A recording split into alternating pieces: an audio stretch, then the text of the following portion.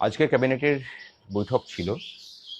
সেই বৈঠকে ডিএ এবং মহার্ঘ ভাতার বিষয়টা ঠিক হয়েছে যে পরের সোমবার যে আবার ক্যাবিনেটের বৈঠক হবে সেই বৈঠকে সিদ্ধান্ত হবে। আসলে পূর্ণ ক্যাবিনেট এখনো পর্যন্ত তৈরি হয়নি, কিন্তু এটা মাথায় রাখতে হবে। এবং যেভাবে সরকার চলছে, মানে এই কয়েকটা দিনের যে আপাতত 2টো দিন হয়েছে, তাতে অন্তত এটুকু আভাস পাওয়া যাচ্ছে যে আমাদের যে প্রতিশ্রুতি দেওয়া হয়েছিল সেই প্রতিশ্রুতি মতো তারা কাজকর্ম করবেন, এবং আমাদের সাথে সে কথা হয়েওছে। তাদের যারা দায়িত্বপ্রাপ্ত আছেন তারা এই কথা মৌখিক আশ্বাস তারা দিয়েছেন যে হ্যাঁ, যে প্রতিশ্রুতি যারা দিয়েছিলেন তার সমস্ত কিছুই পালন করার জন্য তারা দায়বদ্ধ। আমরা আশা রাখছি। জিজ্ঞাসা করেছেন অনেকেই যে 45 দিনের মধ্যে যদি না হয় সেক্ষেত্রে কি করবেন। দেখুন, 45 দিন মানে 45 দিনই আমরা সে কথা বলছি না। আগের সরকারের সাথে আমাদের যেটা অসহমতি ছিল সেটা হলো যে তারা কর্মচারীদেরকে কোনো ধার্তব্যের মধ্যে আনতেন না। কর্মচারীদের দাবি দাওয়া নিয়ে বিগত 3 বছর ধরে আমরা এত চেষ্টা করে যাওয়ার পরেও কোনো কথা শোনা হয়নি। এই সরকার অন্তত কথা বলার রাস্তাতে থাকবে, সেটা আমরা আশা করছি।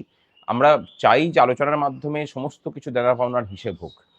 প্রশাসনিক রদবদল নিয়ে আমরা খুশি, কিন্তু সবটা খুশি না হলেও আমরা কিছুটা হলেও খুশি। কারণ দেখতে পাচ্ছি যে দুর্নীতিগ্রস্ত যেসব আধিকারিক ছিলেন, যারা মূলত আগের সরকারের আমলে থেকে দপ্তরে দপ্তরে কাটমানি সিন্ডিকেটটা চালিয়েছিলেন, তাদেরকে সরানো হয়েছে, নতুন মুখ নিয়ে আসা হয়েছে। কিন্তু এখনো পর্যন্ত অনেককে থেকে গেছেন যারা কিন্তু চূড়ান্তভাবে দুর্নীতিগ্রস্ত ছিলেন। তাদেরকেও মানে বাইরে করার ব্যবস্থা করা হোক।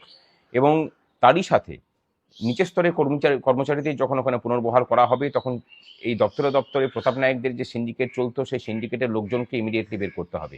তাদেরকে বের করা হোক, সেখানে নতুন মুখ নিয়ে আসা হোক যারা মানুষের জন্য মানুষের হয়ে কাজ করবে, সৎভাবে প্রশাসনটাকে চালাতে সাহায্য করবে। আর তার সাথে প্রতাপ নায়ককে ডিটেলমেন্টে পাঠানো হয়েছে।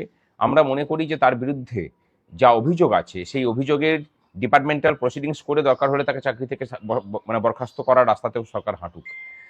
সরকারকে আমরা সহযোগিতা করার জন্য সম্পূর্ণরূপে প্রস্তুত। আশা করি যে সরকার সেই সহযোগিতা নিয়েই মানুষের জন্য কাজ করে চলবে।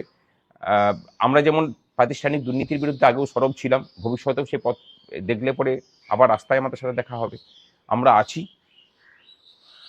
ভালো কাজ করলে সরকারের সাথে সহযোগিতায়। আমরা আছি মানুষের হয়ে লড়াইয়ে।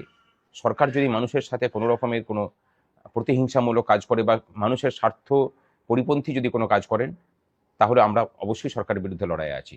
আমরা ভরসা রাখছি, ধৈর্যও রাখছি। আশা করি সমস্ত বঞ্চনার অবসান হবে।